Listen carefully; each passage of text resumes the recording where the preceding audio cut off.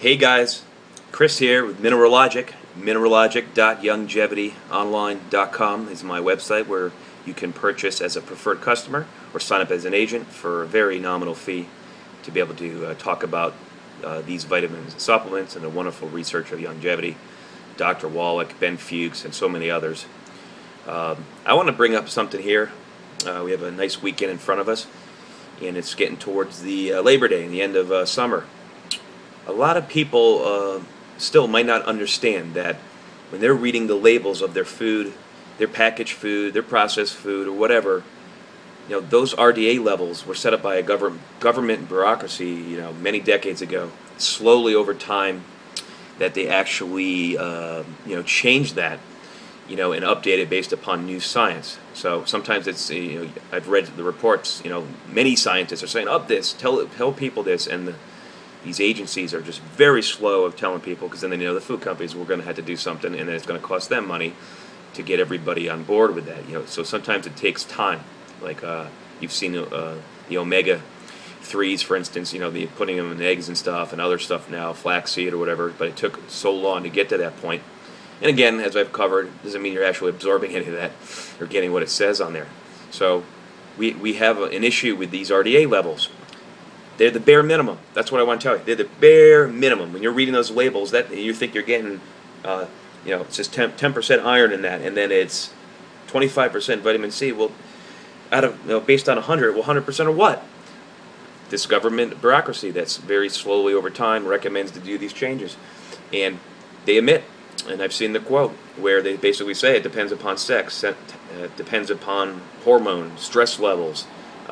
If you have disease or multiple diseases, your weight, obviously, all these factors play in. There is no one size fits all. And what you get out of the government and these so-called people who are trying to teach you, they don't allow for genetic differences. They don't allow for your own personal circumstance, your weight, your stress levels, your work situation, your sleep levels, none of this stuff. So obviously it's customizable. So a perfect case to tell someone who doesn't believe they need to supplement or doesn't need to, doesn't believe a word of what I'm saying or anyone, just tell them, look at vitamin D.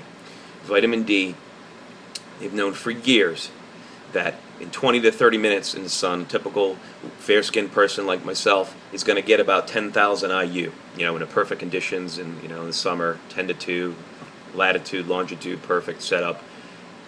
You're going to turn pink on your skin. The sun rays interact with your skin and the cholesterol in there and actually help your body create a form of vitamin D, the D3, I believe, which your body is used. It triggers everything in your body. A lot of people, the research confirms that it's very good to have that in your body for overall health, immunity, as well as fighting cold and flu.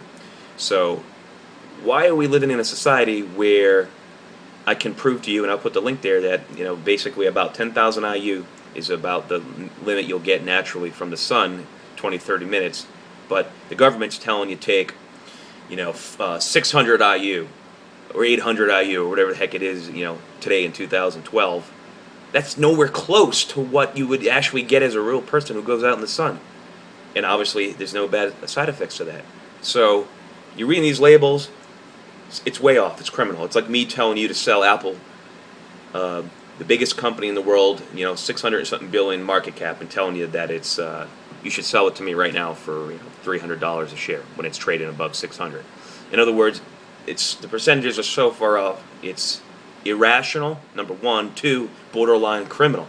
So that's why I'm posting this. We need to wake up people that if you could just look at vitamin D, how off are they on all the other minerals in vitamins too? What else aren't they telling us about these RDAs? Oh, so don't worry. They figured it out. What they do is if you actually do the research, they have tolerable upper intake levels where, like on vitamin D, I'm reading it right here off the screen here, over 9 years old, 4,000 IU for a male and female is the maximum intake levels for that, assuming it from a supplement. So don't worry, they got you covered there. But what they're not telling you is that actually the research, like the Vitamin C Council, is in many other people who are researching this say 5,000 a day would be really good to get the actual level of vitamin D up in your body, and that of course will help your overall health and build up your body versus build down your body.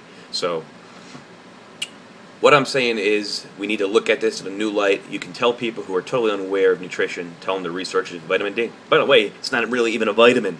You know, it comes from the sun. Your body's making it. Most animals create their own vitamin D. So, you know, they call it a vitamin or whatever, but there's obviously a chemical process, and you need to get it, you know, preferably from the sun. So I smell a rat with this whole thing here. That's why I am so pumped up about, you know, taking this to another level and exposing it to people.